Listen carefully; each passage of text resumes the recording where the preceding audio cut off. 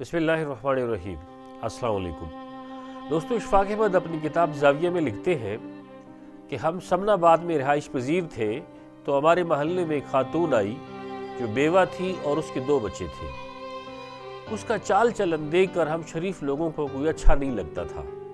اس کی کچھ وجوہات یہ تھی کہ ایک تو وہ خاتون ہر وقت بناؤ سنگار میں رہتی تھی، اس کے بدن پہ باریک کپڑے ہوتے تھے، وہ ہر وقت خوشبو لگائے رکھتی تھی، یعنی آپ اس کے گلی کے سامنے سے، گھر کے سامنے سے گزرتے تھے تو خوشبو کا جھونکا آپ کو محسوس ہوتا تھا۔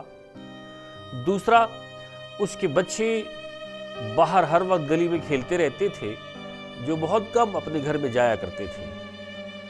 اس کے علاوہ اس کے گھر میں 2-3 قسم کی گاڑیاں آتی تھیں جس میں مختلف افراد آتے تھے۔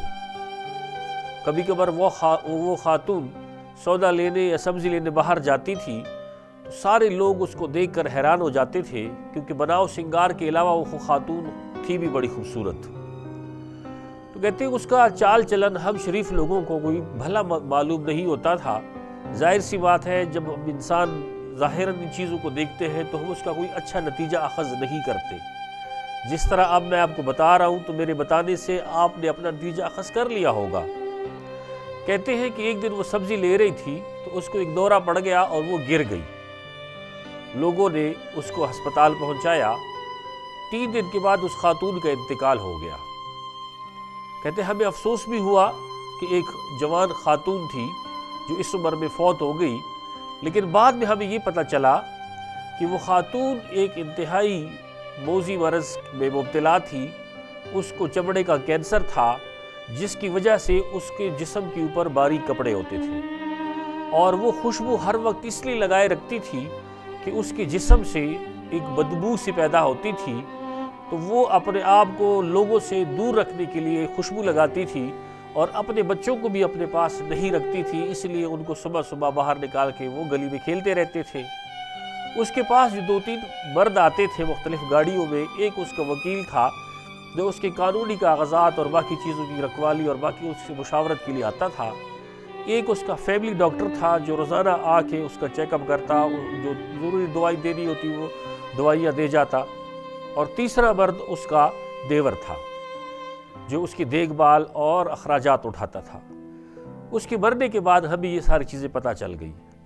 اس کہانی کا مطلب یہ ہے کہ ہم انسان ظاہراً چیزوں کو دیکھ کے اس کا نتیجہ اخذ کر لیتے ہیں۔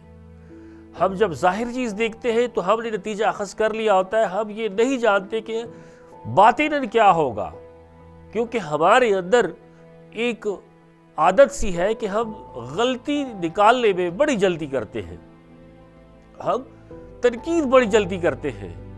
ہم اللہ کا جو کام ہے، غلطیاں کسی انسان میں ہے یا اللہ نے دیکھنی ہے، تنقید کرنی ہے تو اللہ نے کرنی ہے، اللہ کے ذمے کا کام ہم نے اپنے ذمے پہ لیا ہوا ہے۔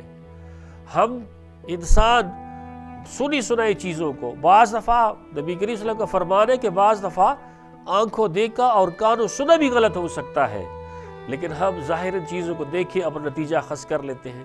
ہم لوگوں کی ٹو میں لگے رہتے ہیں کہ کس طرح وہ کوئی غلطی کا مرتکب ہو جائے اور میں اس کی غلطی کو نکال کے پوری دنیا میں اس کا اشتہار لگا دوں۔ یہ ہمارا عمومی رویہ ہے کہ ہم لوگوں کی غلطیوں کو اشتہار کرنے سے باز نہیں رہتے، ہم لوگوں کی اچھائیوں کو نظر انداز کر دیتے ہیں۔ آپ سے درخواست ہے کہ انسان کی بھلائی پہ نظر رکھے، انسان کی غلطیوں کو درگزر کر دیا کرے، خود جیے دوسروں کو جینے دے۔ جزاک اللہ۔